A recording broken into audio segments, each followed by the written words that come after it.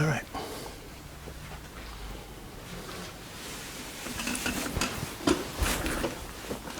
Good morning, planet Earth. Thank you very much for tuning in today to the QcCubed Space Station. My name is Eric Staubus, and I am the QcCubed Space Coach. Today we are doing video number 2 about QcCubed Space Water. This is the second video in the 7-part series, which is designed to introduce you to the intelligent energy of space. Today I want to talk to you about the energy of space and how it transforms a regular bottle of water into QcCubed Space Water.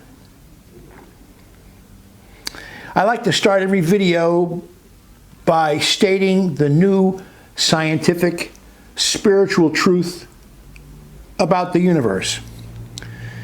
In 1979, I discovered that the source of the energy that moves particles through space is space itself.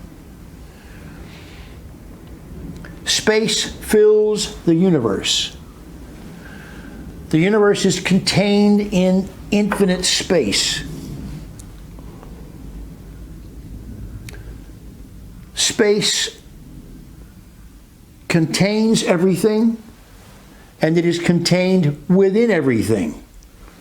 In other words, the space that the planets and stars and galaxies move around in is the same as the space that the particles move around in inside of atomic structure.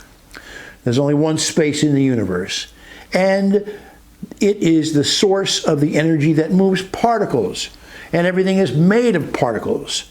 So what you're going to learn as we go along in these 7 videos is that one source of all energy has created everything in the universe. So for now, let's move on here with space water, okay? First of all, it is easy enough to weigh a bottle of water, okay? This is not a complicated process. Here's my scale. It's fairly accurate. It measures to hundredths of a gram. And since we are measuring in grams, I will be referring to the mass of the water in these plastic bottles that I use for the experiments, okay?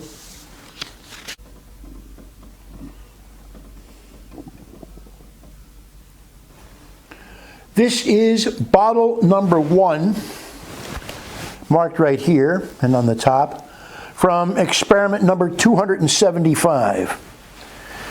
These are my experimental records here. I've done over 300 experiments now, and looking at the experimental records, I see that this bottle measured 510.53 grams on March 31st at 0730 hours. This bottle spent the next 5.23 days under the 10-foot pyramid. And on April 5th, at 1300 hours, it measured 510.42 grams. That is a mass loss of 11/100ths of a gram. Okay? Let's see what it measures today. Today it weighs in at 508.26 grams. You can see it continues to lose mass. This is bottle number 10, also from experiment number 275. And on March 31st, it measured 514.57 grams. And on April 5th, 5.23 days later, it measured 514.42 grams, which indicates a loss of 15/100ths of a gram.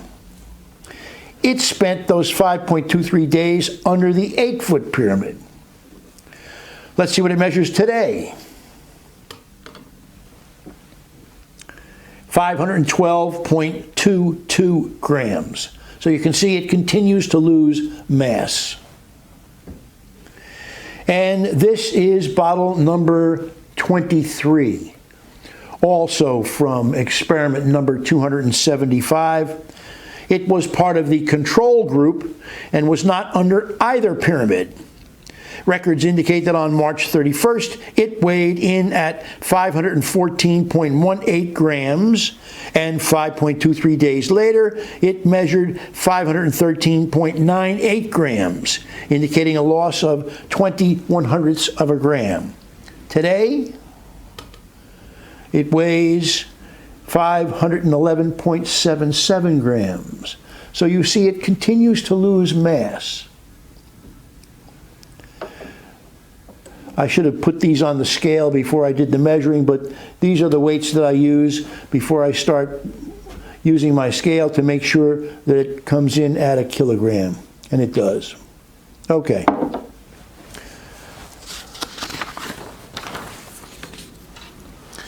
It seems to me that what is being demonstrated in these hundreds of experiments that I've been performing for the last 7 years is this. Number one, the plastic semi-permeable containers of drinking water have been losing varying amounts of mass every day for the last 7 years. And number two, the rates of mass loss vary from bottle to bottle, but I average them out. Each group under the 8-foot pyramid, 9 bottles. 10-foot pyramid, 9 bottles. Control group, 9 bottles. Okay? The rates of mass loss vary from about averaged out. They also show that the amount of mass loss is influenced by the size and the efficiency of the pyramid structure under which they have spent their time during the experiment. What I propose is that these phenomena cannot be explained by the forces identified in the standard model of science. Molecules of water cannot just escape from a sealed container. Water kept at constant temperature and pressure does not evaporate, especially from a sealed container. Everybody says, well, the water evaporates. No, not from a sealed container. However, since the mass of the water in the plastic bottles is being reduced, it is quite obvious that the molecules of water are going somewhere. If these were glass bottles, I presume the molecules could not escape. But there is a force that is pushing them through the semi-permeable plastic. That's why they call it semi-permeable. It's not glass, which is non-permeable. It is semi-permeable. And there is a force that is pushing the molecules of water through that plastic. And I propose that this is experimental proof of the energy of space. That's the beginning. I also propose that this force of space has been successfully identified by the science of space, which claims that this is an infinite universe that we live in, which in turn means that the Big Bang Theory is not justified. Okay? The Big Bang Theory is not valid. The universe is eternal, just like its creator. It did not begin with a Big Bang. That conjecture was dreamed up by physicists back in the 60s in an effort to explain where the energy comes from, to account for the simple fact that everything in the universe is in a state of constant motion. In metaphysics, we identify this conjecture as an attempt by the intellect to explain the origin of our existence without relying upon a unifying force. It is an effort to prove that there is no need for such an entity as a creator. But what we are witnessing with global warming is that this limited thinking is really a guarantee of doom for our planet. Maybe not for our planet, but for our survival on the planet. For one reason and one reason only. And that is the simple fact that we are spiritual beings alive in a spiritual universe, and we are supposed to be living that truth.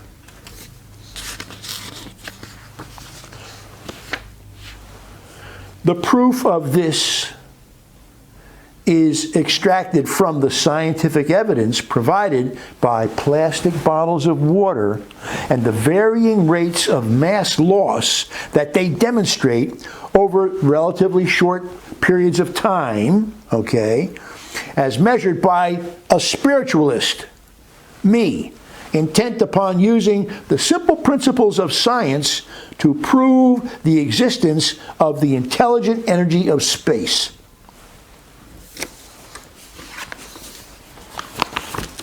I have my conjectures about the intelligent energy of space, and I have my scientific proof to back them up.